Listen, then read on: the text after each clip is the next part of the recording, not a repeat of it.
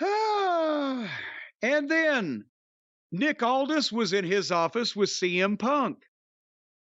And Aldis hands him the contract and says, I'll let you look at this, and leaves.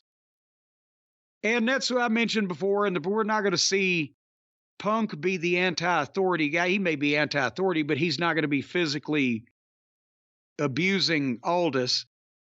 But as Aldis leaves, Punk's looking at the contract.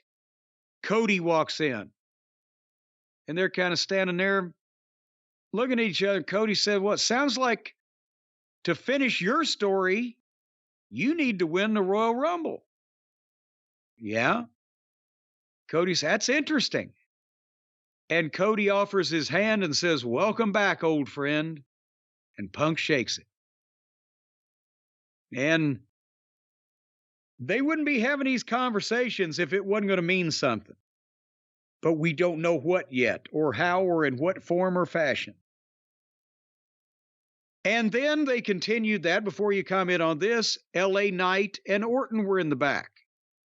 And Orton wasn't really happy about teaming up with LA Knight because LA Knight got there after Orton left. They don't know each other. Can he trust this guy? But then Punk walks up and says, good luck, boys, and walks off. And then Orton says to LA Knight, are you ready? And LA Knight, yeah. And off we go. This is like, it's almost getting to be the end of the show at the old days of Crockett Promotions, Mid-Atlantic Wrestling, where they just send 3 or 4 of the top mini baby faces that they had to go out and just say a couple of things about their big angle, and that was all they needed. But they're all interacting with Punk already. Yeah, usually I'm against the whole, the camera's there, why is it there, filming these conversations, what purpose?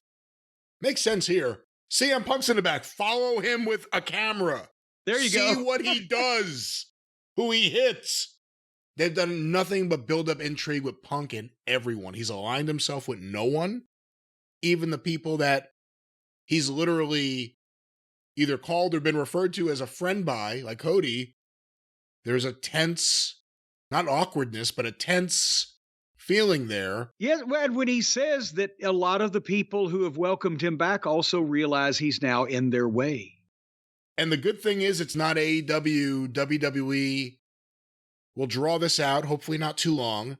We may not see him wrestle until the Rumble. There may not be any reason for him to wrestle before I don't think he should. They're not hurting for ratings. They don't need desperate ploys. So, you want to see CM Punk, watch the Royal Rumble. It's going to be the biggest ever. Well, we shall see what happens. Yeah.